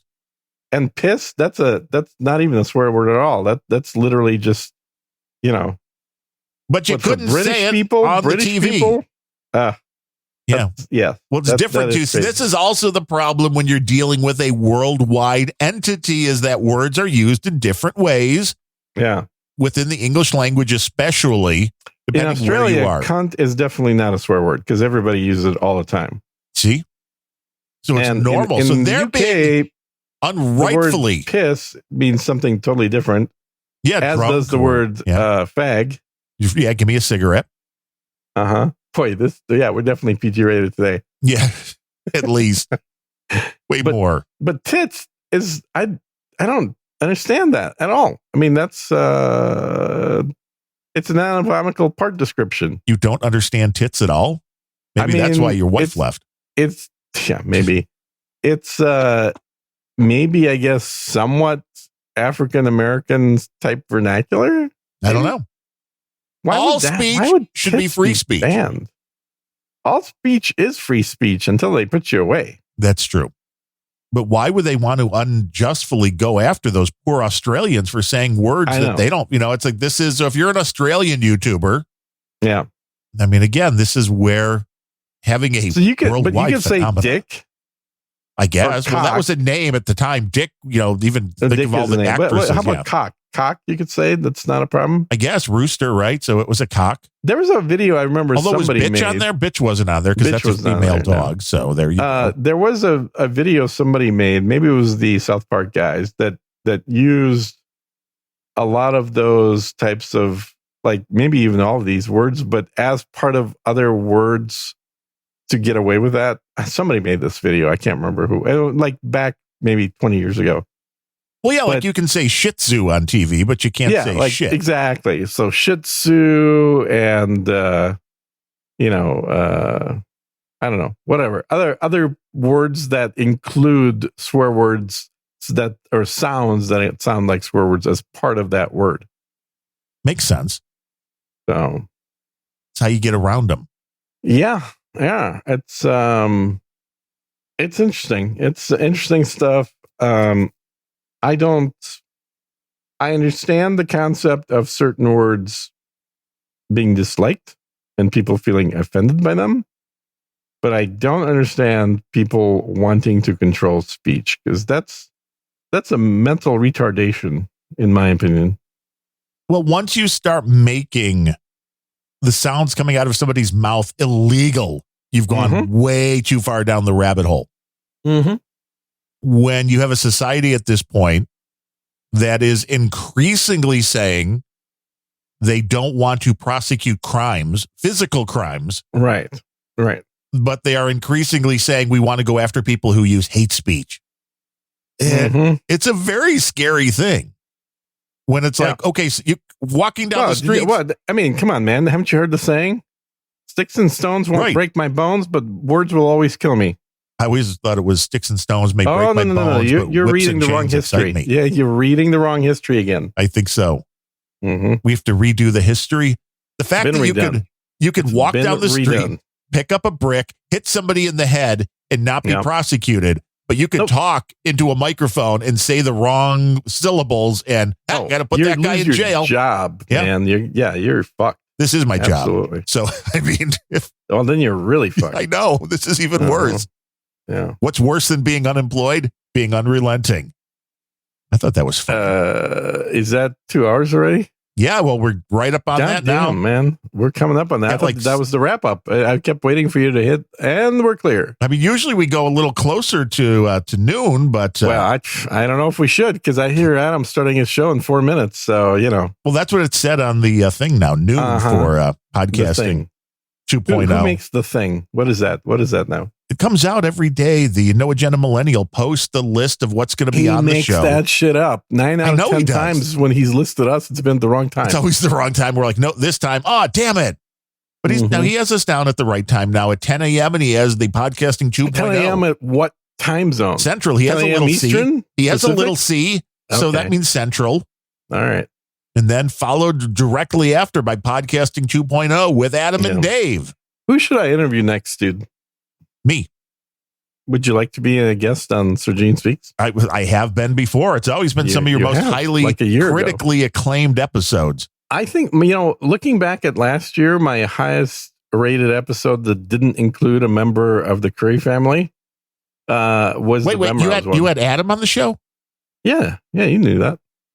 You never had Adam on the show. I totally had a show that had Adam on it. You mean you had Adam's voice cleverly edited? That show was very successful. It had very good ratings. People are like, I thought Adam and Gene were way better friends than this. Yeah, I know, right? Adam's you would like think so. 2-word answers to every question. I have to see when Tina's meetup. It was here. Much better than that. Tina's going to be doing a meetup here in Chicago. And I heard about that. I don't know when it is, though, or where it is. I kicked off her podcasting career. I know. That, right? I was the first show she ever appeared on. But I don't know when or where this meetup is. If somebody can let me know. You should probably get your wife to drive you there. Yeah, maybe. I had somebody that emailed me last night that was like, come meet Tina. A lot of people want to meet you, but nobody gave me a date or time or where it is. That's great. And I'm like, that would be important to know where it is. Because it was last night. A lot of people just, hear Chicago and they think it's like a small place. It's like, if it's on the north side of Chicago, it could take, 2 hours to get there from where I am. So it could take 2 hours in Austin to get there. Right. Yeah. So it's like, what I need to do is actually just have my own meetup and kick one of those off. I don't know. You probably don't listen to Just Two Good Old Boys, but apparently we're going to have a meetup for that. Nice. Well, Texas, baby, you're all there, so that makes it easier. I keep saying, this is going to be an interesting meetup with just the two hosts there, but okay. That's all it'll be. It's two hosts. My suspicion is it's because it's going to be in College Station. Ooh, will you have your own heads on sticks? I know, right? We should totally do that. Yes. College Station, which is a town of, 50 people. No, it's more than that. But it's a little podunk little town in the middle of literally nowhere. And this is where we're going to have a meetup. It's like, okay. That should be fun. And I figure, I can have a no agenda meetup. But are you going to come down to it? Yeah, you're going to be the third person? Yeah, I'll be there. If you send me first class tickets, then I'll fly down there. Yes. Keep an eye out for those, will you? But if I'm going to watch for those in the mail. If I do a no agenda meetup here, if I schedule one, it will kind of double as a unrelenting meetup, as a random thoughts meetup, as a grumpy old Ben's meetup, as a Planet Rage meetup. That's a good idea. And that way, when nobody shows up, I can blame it's a no agenda problem, not unrelenting. Well, that's a good point. Honestly, they're the ones responsible for bringing the crowd in. Right. Yeah, I finally got over 2,000 followers on No Agenda Social. Wow. How many did you have to pay? You pay your people? I didn't know that. No, I just thought you would have to, though, to get to that kind of a number. I can't afford to pay for subscribers. You're a poor podcaster. Damn straight. Also, the most prolific poster on No Agenda Social. Really? Do you have more posts than anybody else? Uh-huh. Wow. People, you should tip your podcaster. Send them some. Do you have a Get Albie wallet? No, you don't. So I don't know what that is. See? Just put your lightning lightning down wallet all out my there. shit, man. I'm just shutting it all down. I can't afford to have all these wallets just sitting there. Shut it down. Shutting it down. And then we'll be back next week on Friday with more. Just send your cash. Exciting. Scintillating. Yeah. Just send your cash. We have a P.O. box if you really want to. Send your cash. Which, though, if you're sending cash, I believe we do have a minimum of 10,000 in unmarked bills. Bullshit. We'll take a $10 bill.